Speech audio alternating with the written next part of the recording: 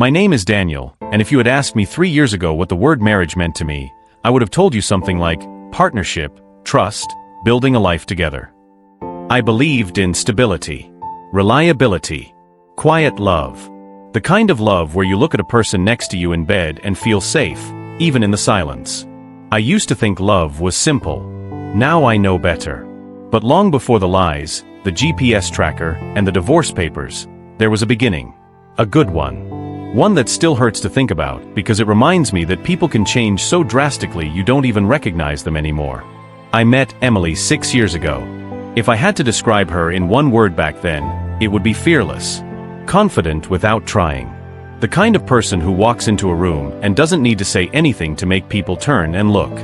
She had this presence, a mix of ambition and charisma, that made you think she was destined for something big. I was nothing like that. I'm a software engineer, quiet, introverted, very logical. I like stability, predictability, clean routines. Emily used to say she loved that about me, that I was the calm to her chaos. Funny thing is, the same chaos she said she needed me to balance ended up consuming her. We met at a tech networking event. I was presenting a prototype with my team, a clumsy, unpolished demo, and I was nervous as hell. My voice cracked, I lost my slides twice, and I'm pretty sure half the audience was cringing. After the presentation, I found a quiet corner to breathe and recover. That's when she walked up to me, leaned one hand on the table, and said, "You're brilliant. But you present like a terrified hamster." I remember blinking at her. "I what?" She laughed. "It's a compliment. Sort of. Your work is amazing. Your public speaking? Horrific." That was Emily. Blunt, confident, unfiltered. She told me she worked in corporate sales. She liked smart people. She liked ambitious environments. She liked taking charge. That night we grabbed coffee at a small cafe near the venue. She talked for hours, about her goals, her ambition, her dream of leading a sales division someday. Normally, I hated aggressive people. But with her, it felt different. It felt inspiring. She asked me out again the next day. I said yes. Because how could I not? Within a year, we moved in together. Within 2, we were married. Our wedding was small. And honestly, perfect. Simple, intimate, real. Her parents adored me. My mother hugged her like a daughter. For a while, I thought we had the kind of foundation that could survive anything. The early years of marriage were easy. Morning coffees. Weekend trips. TV shows we binge-watched together. Dinners where she'd rant about a client and I'd listen patiently. I wasn't exciting, I knew that. But Emily always told me I was dependable. Her anchor. "Daniel," she'd say, "you keep me grounded. You're the only thing in my life that feels safe." I believed her. I believed every word. The first big shift happened around year 4. That's when Emily joined TechSphere Consulting, a mid-sized tech consulting company that was known for fast promotions, competitive salaries, and intense work culture. Emily loved it instantly. She said it was her kind of environment. Ambitious. Cutthroat. Dynamic. I should have worried more then. But I was happy for her. Her salary increased. Her confidence grew. She came home with stories of big deals she wanted to close, presentations she nailed, clients she impressed. I supported her fully. I cooked when she was late. I cleaned when she was stressed. I encouraged her career. Because I loved her. Because that's what partners do. At first, her long hours didn't bother me. Sales is demanding. She traveled occasionally, attended events, met clients. It made sense. But somewhere along the way, subtle things changed. Small inconsistencies. Little behavioral shifts. Like her suddenly becoming extremely protective of her phone. Or how she started dressing more formally even on casual work days. Or how her late-night meetings became more frequent and less believable. Still, in those early months, I brushed off the doubts. I wanted to believe the woman I married was still the same person. Looking back, I can see the cracks clearly. But at the time, love blinds you. Loyalty blinds you. You assume the best even when the truth is right there, screaming for you to notice. Yet despite the shifts, I always remind people when I tell this story, Emily wasn't a monster from the beginning. She wasn't evil. She was just deeply, dangerously ambitious, and easily influenced. And I loved her far more than she ever deserved. For years, we shared a bed, a home, a future, or so I thought. I never imagined that the very thing that made her special, her drive, her ambition, would be the same thing that would tear our marriage apart. Because what I didn't know then was that Emily wasn't just chasing success. She was willing to buy it, trade for it, sacrifice anything for it. Even me. Even us. Even her own self-respect. And that's where this story truly begins. Not with betrayal, not with a GPS tracker, not with the hotel, but with a marriage that had all the potential in the world, ruined by a single person's choice to throw everything away. It all really began when Emily got hired at TechSphere Consulting. TechSphere wasn't just another company. It had a reputation in the industry. High rewards, high turnover, high pressure, high stakes. People either thrived there, or burned out spectacularly. Emily saw it as a launching pad. A place where ambition isn't just accepted, it's expected, she said. I remember the day she got the job offer.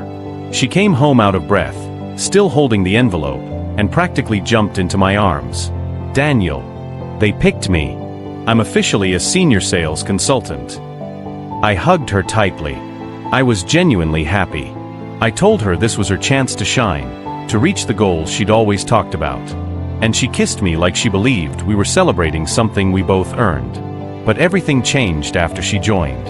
In the first few weeks, the company was all she talked about. Her co-workers this. Her clients that. Her targets. Her conversions. Her metrics. At first I found it cute. Her passion was infectious. But soon her job started consuming her.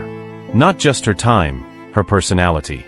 The Emily I married was ambitious, yes. But she was also grounded. She valued relationships, family, our time together. Now it was like the company reprogrammed her. Suddenly, everything was a competition. One night she came home ranting about a coworker named Sasha. All she does is flirt with the team lead, Emily said, rolling her eyes. It's pathetic. I'd rather earn my way to the top. I remember that line clearly. I'd rather earn my way to the top. The irony of what came later still stings. Over the next few months, she developed a strange admiration for someone she called her boss, Martin Hale. Except, as I'd later discover, Martin wasn't actually her boss. But back then, I had no reason to doubt it. Emily spoke about him constantly. Martin says I have a natural instinct for sales. Martin thinks I should lead bigger accounts. Martin told me I'm management material. I'd smile and say, that's great, Em. I'm proud of you. But there was a tone in her voice that unsettled me. Not admiration. Not respect. Something else. Something harder to name. One night I asked, do you want to become a manager under him? She shrugged, pretending to be casual. We'll see. He's complicated. But he sees potential in me. I didn't think too much of it then. I trusted her. She had never given me a reason not to. But the changes piled up. Emily transformed her wardrobe, sleeker dresses, expensive heels, more makeup, tailored blazers. She said it was professional, but she'd never needed that level of polish before. She bought a new fragrance, something bold and musky, a scent she'd never worn around me. She became obsessive about her appearance. Morning makeup routines took twice as long. She straightened her hair even if she was already late. She bought jewelry she'd never shown interest in before. Again, I assumed it was corporate pressure. I was wrong. It was someone pressure. At first, she'd call or text. Running late, big client meeting. Martin wants to go over strategy. Team dinner. Don't wait up. Then the texts became shorter. Less emotional. More transactional. Then sometimes, no messages at all. One night she came home past midnight. Her makeup smudged slightly, her perfume overpowering. When I asked how the meeting went, she said, "Oh, long. Exhausting. You know how it is." But something felt off. She avoided my eyes. Her answers were vague. She changed the subject quickly. I wanted to trust her, so I pushed the doubt down. But intuition can whisper before truth screams. Before TechSphere, we were open with our devices. We had nothing to hide. She used to borrow my phone to check recipes. I used hers to send grocery lists. Now, her phone was always face down. Always within arm's reach. Always locked. Always on silent. If I walked near it, she'd subtly move it or pick it up. Sometimes I'd catch her deleting messages. Other times she'd step outside to answer a call. When I asked who it was, she'd brush it off. Just work, Daniel. Please don't start being insecure. I wasn't being insecure. I was being observant. But her tone made me feel like the unreasonable one. She stopped asking about my day. Stopped being affectionate. Stopped initiating intimacy. And on the rare nights she did want intimacy, it felt different. Mechanical. Detached. Almost like she was somewhere else mentally. I sensed something was wrong, but I didn't want to jump to conclusions. I loved her too deeply to believe the worst. Still, the emotional distance grew until it felt like we were roommates more than spouses. Emily started talking differently about success. It became an obsession. It's embarrassing that Sasha drives a new model and I don't. Martin said I should invest in better outfits. First impressions matter. People in leadership don't settle. They reach. One night, she told me, I feel like everyone in that office is fighting for a spot, and if I don't fight too, I'll be left behind. Fight how? I asked softly. She just looked away. Didn't answer. That silence haunts me now. Because it meant she had already chosen a path. One I wasn't part of. 2 months before the business trip incident, I confronted her very gently. Not accusingly. Just honest. Are you okay? You've changed so much lately. You're distant. You're stressed. Talk to me. She snapped at me. Daniel, not everything is about you. I'm trying to build a better life for us. I'm doing everything I can for our future. Why can't you trust me? She stormed into our bedroom, slammed the door, and cried. I stood outside the door, confused, hurt, and worried. I thought she was under immense job pressure. I thought she needed space. I thought she was overwhelmed. What I didn't think was that she was already cheating. With a man who wasn't even her boss. A man who played her ambition like a violin. A man she threw our marriage away for. But I would soon learn the truth. And when I did, it destroyed everything. I can't pinpoint the exact day I started thinking something was wrong. It wasn't one event, it was a gradual shift in atmosphere. Emily had become absent. Even when she sat beside me on the couch, she wasn't with me. Her body was there. Her mind was somewhere else. Someone else. I'd talk to her about my work, about a project, or a funny incident, and she'd nod without really listening. Her eyes would flick to her phone every few seconds. Not in a casual way, in an I'm waiting for someone way. I would catch her smiling at her screen sometimes. Not at me. Not at something I said. But at a text she hid before I could see. Then her smile would disappear the moment she realized I noticed. She'd lock the phone and say, just a work thing. One time I asked, what's funny? She replied, nothing important, and placed the phone face down again. My instinct twisted inside me like a knife. Still, I told myself, you're overthinking. She's stressed. Don't become paranoid. I fought with myself constantly. My brain whispered, something is wrong. My heart replied, don't assume the worst. My love for her was pulling me one way. Her behavior was pulling me the other. And I was stuck in the middle. We used to talk about everything. But now, conversations became dry, short, practical. How was work? Fine. What did you eat? Just stuff at the office. Want to watch a movie? I'm tired. She stopped laughing with me. Stopped teasing me. Stopped touching me. Our sex life went from normal, to once a week, to once every 2 weeks, to practically non-existent.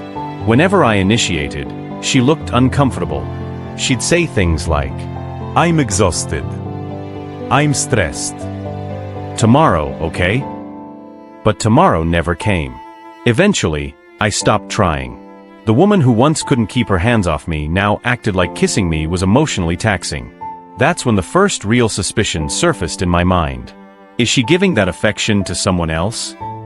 I hated myself for thinking it. I hated that I couldn't talk to her without her becoming defensive. And I hated that I kept making excuses for her. Her relationship with her phone evolved from protective to paranoid. She took it everywhere. Bathroom, shower, kitchen, laundry room. She'd even carry it from the living room to the bedroom just to grab a glass of water. Before bed, she'd turn her screen brightness all the way down and angle the phone away from me. Sometimes she'd even put a pillow between us like some kind of barrier. She started using her fingerprint lock more often, and she changed it. I knew because one night, while she was asleep, I gently tried to use her thumb to unlock the phone. It didn't work. She had removed my fingerprint access. That hurt more than any argument could. She didn't trust me. But somehow, she expected me to trust her blindly. I lay awake until sunrise wondering what she was hiding so desperately. Emily always used to tell me everything about her day. She loved venting. She loved sharing gossip. She loved celebrating wins. But suddenly, she became vague. I'd ask, "How was your meeting with the energy client?" She'd reply, "Oh, postponed." But the next day she'd say, "The client accepted the offer yesterday." Little contradictions. Nothing major, but enough to bother me. Or I'd hear her complaining about a coworker one day, and the next day she'd say she had lunch with the same person and they were totally cool now. It didn't make sense. She wasn't consistent. Her stories weren't consistent. Her schedule wasn't consistent. And the worst part? She didn't even notice she was slipping. There were days she seemed irritated by my mere existence. Tiny things triggered her. I asked about her day, "Why are you interrogating me?" I reminded her about bills, "Can you not right now?" I told her I missed spending time together. "Daniel, I need space." One night, while we were eating dinner, I asked jokingly, "You've been glowing lately. Anyone at work showering you with compliments?" I expected her to laugh. Instead, she froze. Her fork stopped midway. Her face tightened. Her eyes darted away. "Why would you even say that?" she asked. It wasn't playful. It wasn't teasing. It was defensive. And defensive people don't get defensive without a reason. That's when suspicion turned into genuine fear. She smiled at her phone more at night. She stayed late at work more often. She worked weekends. She started wearing lingerie she never wore for me. She bought new clothing pieces but never showed me. She became more secretive than ever. And worst of all, she stopped saying, "I love you" first. She'd only say it after I said it. As if she had to force herself to reciprocate. Love became a habit, not a feeling. There was one moment that finally pushed me over the edge. The moment I realized something was truly wrong. It was a Thursday night.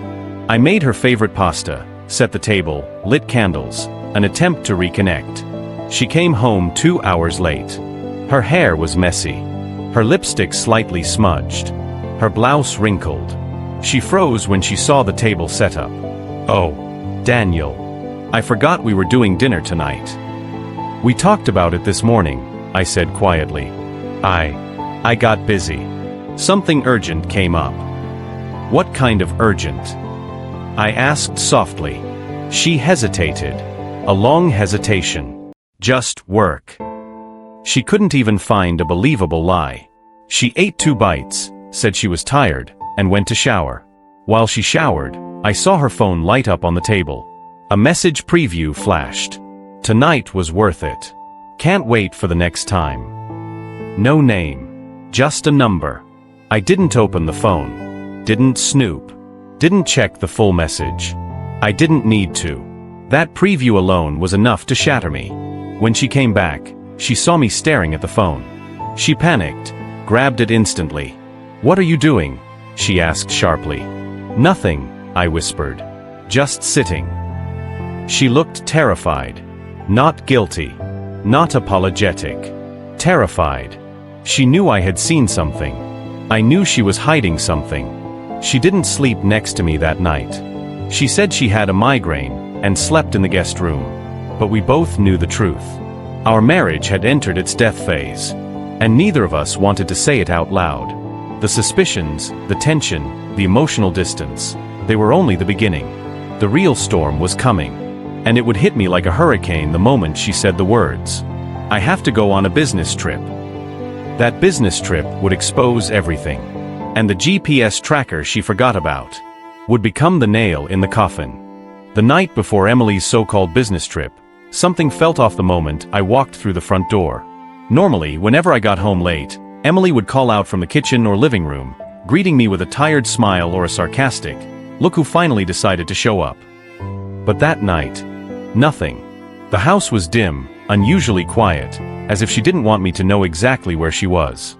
I set my keys on the table and noticed something strange immediately.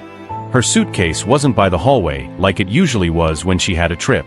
Instead, it was sitting open on the couch, half-packed, clothes thrown in almost messily. Emily was always neat. Always.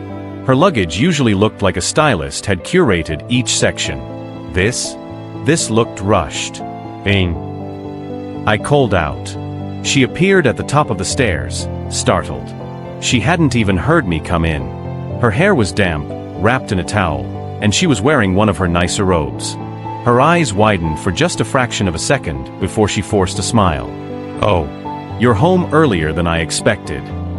Earlier? It was nearly 9:15 p.m. I was later than usual.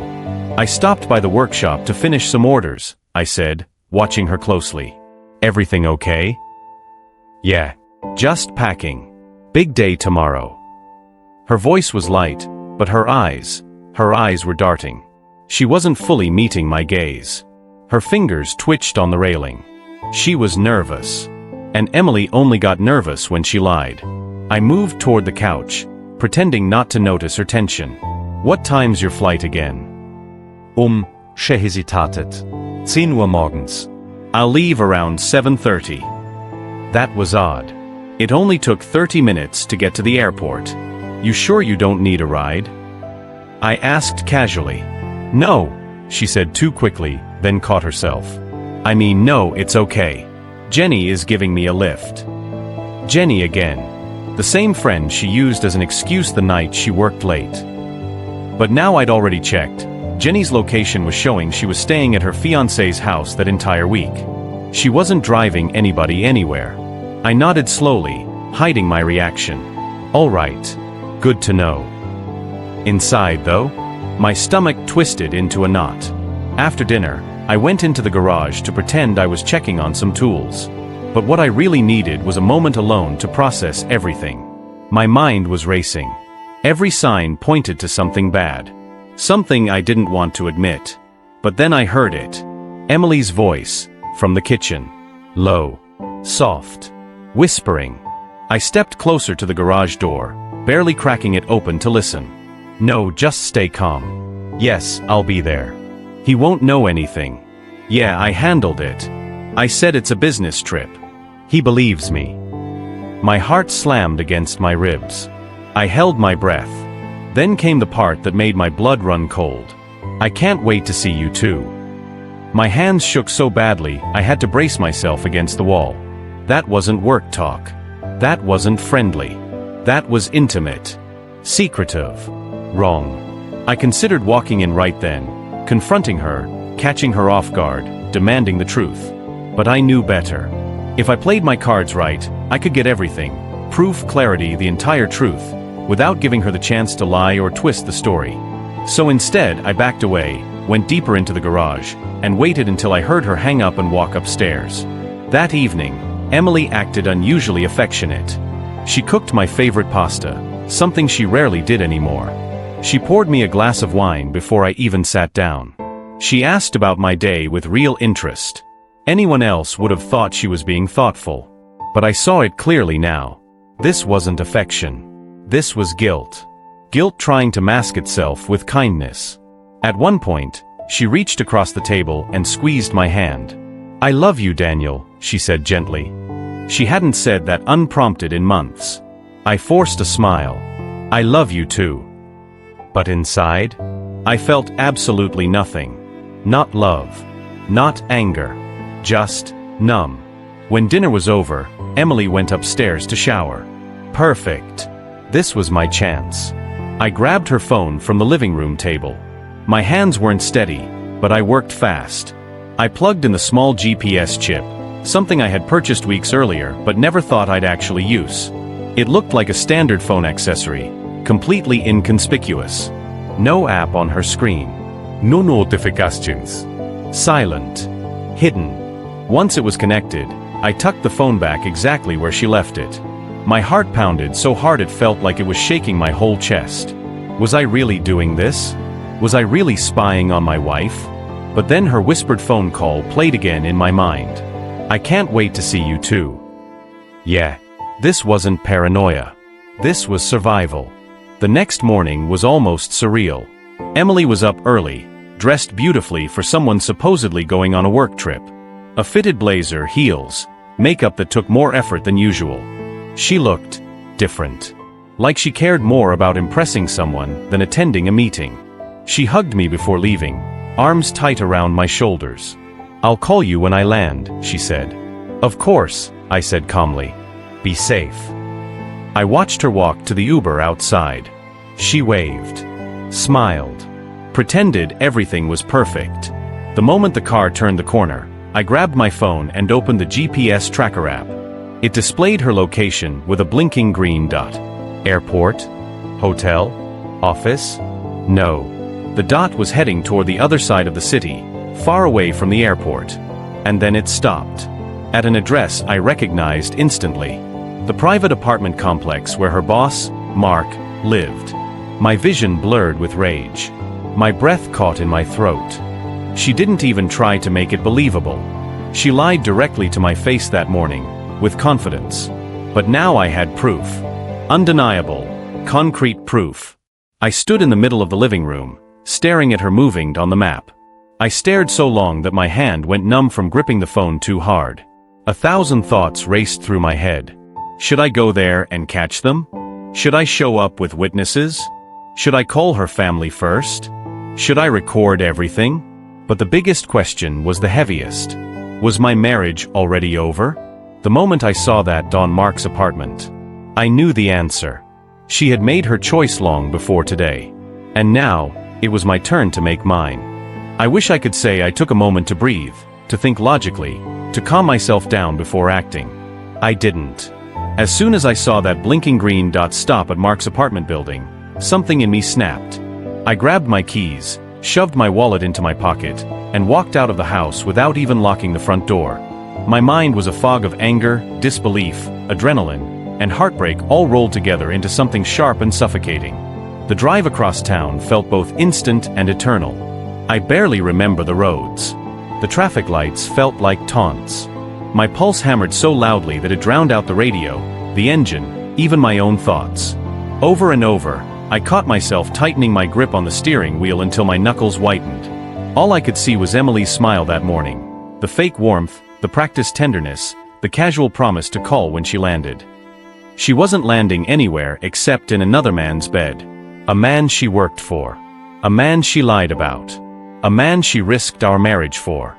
And for what? A promotion? A salary raise? The thought made me feel physically ill. Mark's building was one of those new luxury complexes that tried too hard. Glass walls, steel beams, geometric balconies, and a ridiculous water fountain in the front that looked like it belonged at a 5-star resort. Normally, I hated the place for its pretentiousness. Today, I hated it for a much deeper reason. I parked across the street so Emily wouldn't see my truck if she happened to look outside. Though, considering what she was doing inside, looking out the window wasn't exactly on her to-do list. I opened the GPS app again. Her dot was still there. Still at the same unit. Apartment 5C. My throat tightened. There was no business trip. No meeting. No urgent company crisis. Just betrayal. Cold, calculated betrayal. I crossed the street and walked toward the entrance. My hands were shaking. Not from fear, from fury. The moment I stepped inside the lobby, the security guard looked up from his desk. "Morning, sir. Do you live here?" I swallowed hard. "No. But I'm here to see someone." "Name?"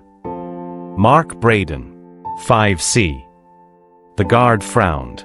He looked me up and down, taking note of my jeans, work boots, and flannel shirt, probably wondering why someone like me was visiting someone like Mark. I'll have to call up. No need, I cut in sharply. He's expecting someone. The guard hesitated, then shrugged. All right. Go ahead. Normally, he would have insisted on clearance. But confidence opens doors. And I had nothing left to lose. I walked to the elevator, pressed the button for the 5th floor, and leaned against the wall as the doors closed. My heartbeat echoed in my ears like a war drum. The hallway smelled like lavender and some overpriced cleaning product. It was quiet. Too quiet. Carpeted floors muffled my footsteps as I walked toward 5C. I stopped right in front of the door. I could hear something faint. A sound I couldn't make out. I pressed my ear to the door and listened. Then I heard it clearly. Laughter. Her laughter. Emily's. A laugh I knew better than my own heartbeat, except I hadn't heard her laugh like that with me in months. My stomach dropped so violently it made me dizzy. And then I heard another sound. A male voice. Mark. Come here, he whispered. A soft thud. More laughter. Something else, a muffled moan. My skin burned with anger. My vision blurred. I stepped back and looked at the door like it was the gateway to hell. Do I knock? Do I barge in? Do I record it first? Part of me wanted to tear the door off its hinges. Another part wanted to run, to escape the truth I was about to witness. But I forced myself to stay still. I pulled out my phone. I hit record. I held the microphone against the door. The audio captured everything. Emily's voice. Mark's voice. Their giggles. Their secret. The so-called business trip. Before I could decide my next move, fate made the choice for me. The door handle turned. I didn't even have time to move. The door swung open, and there she was. Emily. Her hair messy. Her blazer half off. Makeup smeared. Breath unsteady.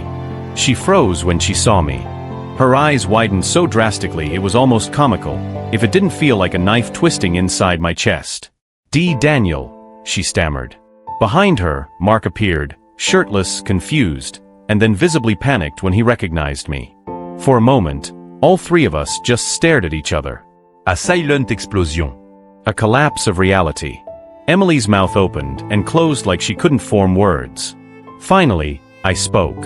And my voice was colder than I'd ever heard it in my life. Business trip, huh? She flinched like I'd slapped her. Daniel, this isn't. Don't, I cut in sharply. Don't insult me with another lie. Her eyes filled with tears instantly. Her whole body trembled. It's not what it looks like, she whispered desperately. I laughed. A bitter, broken sound. It's exactly what it looks like. She collapsed against the doorframe, covering her face with her hands. Mark took a step forward. Daniel, listen. I stepped toward him so fast he actually stumbled backward. Shut the hell up, I said through clenched teeth. You're not talking to me. Ever. He raised his hands like he was surrendering. Emily grabbed my arm. Please, Daniel, wait. I snatched my arm away from her as if her touch burned. You lied to me, I said, voice trembling. You looked me in the eyes and lied. You told me you loved me. You pretended everything was fine. And you came here. She shook her head violently. No. I didn't want to hurt you. I needed the promotion. I needed. For what? I snapped. For us? You slept with your boss for us. She nodded desperately, crying harder. I wanted to help. I wanted to contribute more. I didn't know what else to do. My stomach churned. You cheated on me for a paycheck, I said quietly. And you think that makes it better? Mark tried again, stupidly. Daniel, she's telling the truth. I turned my fury toward him. And you? What? You just take advantage of married women for fun. You're pathetic. He shrank back, unable to argue. I glared at Emily one last time. Pack your things. We're done. She collapsed to her knees, sobbing so loudly it echoed through the hall. Please, Daniel, please don't leave me. But I already had. I didn't run. I didn't shout. I didn't break anything. I simply turned away and walked down the hallway, ignoring Emily's hysterical cries behind me. Her begging. Her apologies. Her promises. Her desperate attempts to blame stress, pressure, ambition, anything but her own choices. I ignored it all. Because in that moment, I felt something powerful. Clarity. This marriage wasn't broken today. It had been breaking for years. I just hadn't seen it. But now I saw everything. And I wasn't going to look away anymore. After leaving Mark's apartment, the world outside felt unreal. Traffic moved around me, streetlights flickered, pedestrians strolled by, and yet none of it registered. I had already made up my mind. Emily was gone from my life. Completely. I didn't call. I didn't text. I didn't even glance at the GPS to see if she followed me. I knew where she'd be. I knew what she'd do. And I knew she'd continue lying if I let her. Silence in the car felt like a bomb. My thoughts finally stopped racing. I allowed myself to breathe for the first time in weeks. When I arrived home, I decided to wait until Emily returned. It wouldn't take long. She had nowhere to go but back to her home with the illusion that we still had a marriage. Around 3 p.m., I heard the key turn in the lock. She walked in, bags in hand, her face pale. Her eyes darted to me nervously. The moment she saw the GPS app open on my laptop on the kitchen table, she froze. "Daniel," she whispered. Her voice cracked. I gestured toward the laptop. "I know everything. I have proof. The location, the calls, the messages." My voice was low, steady, and cold. "I saw you at Mark's apartment this morning. I know exactly what you were doing." Her legs wobbled. She nearly dropped the bags. I can explain," she stammered, desperation written all over her face. I shook my head. "I don't want to hear it. Pack your things. You're leaving." Her face twisted with a mix of anger, shame, and panic. "You can't do this. Daniel, please. I did it for us. For the family. I wanted to support you. I wanted to support us." I repeated, voice rising just slightly. "By sleeping with another man? You think that helps anyone?" Tears streamed down her face, but her words became frantic. "You don't understand. It was the only way. I thought if I got that promotion, we'd have financial stability, comfort, everything." I took a step closer. "No. You destroyed what we had. For money. For ambition. For nothing. You didn't even need a promotion from that man. He's not even your boss." Her mouth opened, but no words came out. She was stunned, cornered by her own lies. That afternoon, I called a divorce lawyer. I didn't cry. I didn't plead. I simply wanted it done. Fast. Clean. Permanent. Emily begged, tried to manipulate, tried to guilt me with tears, with claims that she made mistakes but loved me, with promises that she'd never see him again. I didn't listen. I knew the truth. Her love had been conditional. Her loyalty, optional. Her honesty, non-existent. A week later, we were separated. 2 weeks after that, the divorce was filed. I stayed calm, composed, focused. I wasn't angry anymore. I wasn't hurt. I was free. Emily's lies didn't stay hidden for long. The HR department at TechSphere Consulting started noticing discrepancies in her travel logs, her attendance, and her reports. Her story about the important business trip fell apart. Mark tried to claim she came voluntarily for some project, but the evidence, emails, GPS, timestamp location apps, made it impossible to cover up. Both of them were fired immediately. No warnings. No second chances. And the gossip spread fast. Suddenly, Emily went from being the ambitious rising star to the cautionary tale. She was the woman who slept her way to nowhere, betrayed her husband, and destroyed her career. Colleagues whispered in hallways. Friends distanced themselves. Even her own parents couldn't hide their disappointment. It was painful, but also deserved. Her family had always been proud of her ambition. Her father loved to brag about her career, her achievements. Her mother always hoped she'd have a perfect life. When they found out, though, Emily's parents stopped returning her calls. Her siblings barely acknowledged her presence. Family gatherings became impossible. She had no one to turn to. It was heartbreaking to watch her try, but at the same time, I felt a grim sense of justice. She had chosen this path. She had built it herself, brick by brick, lie by lie. And now she had to live with the consequences. Mark, on the other hand, became the office pariah overnight. His reputation was ruined. Former colleagues laughed behind his back.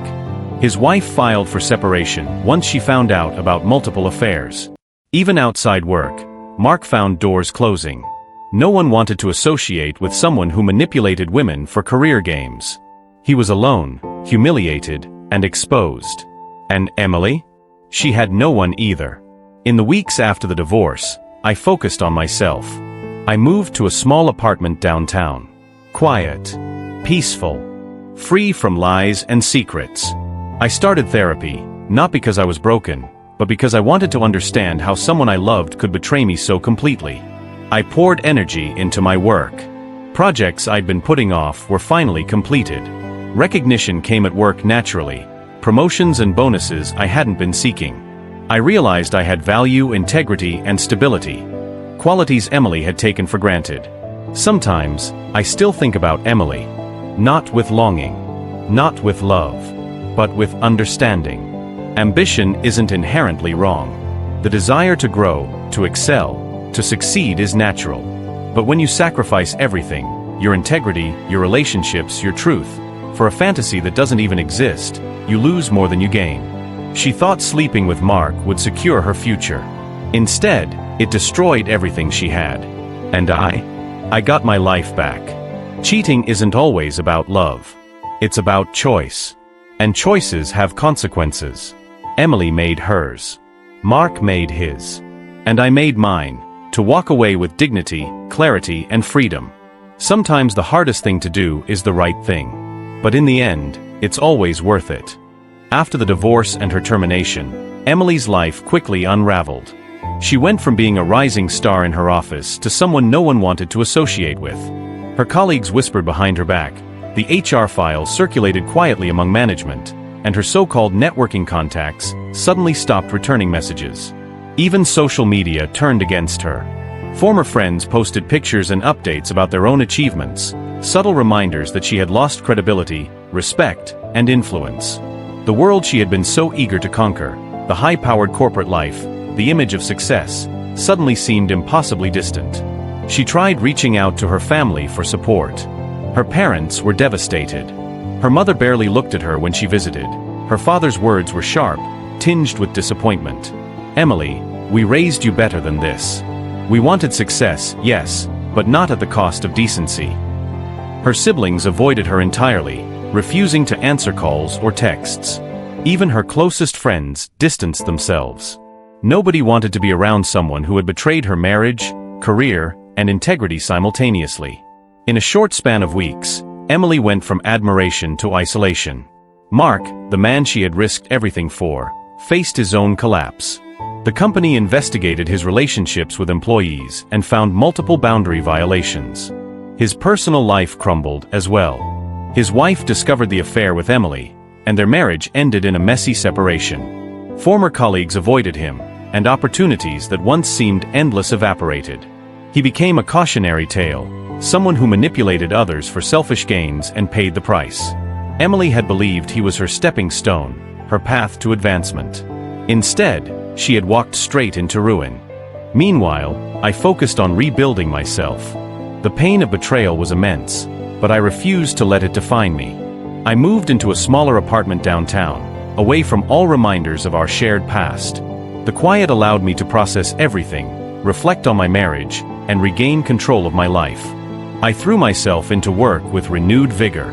Projects I had postponed for months were finally completed, and recognition followed naturally. Colleagues appreciated my calm and dedication, qualities I had always taken for granted in myself. I also started therapy. Not because I was broken, but because I needed to understand how a woman I loved and trusted could deceive me so completely.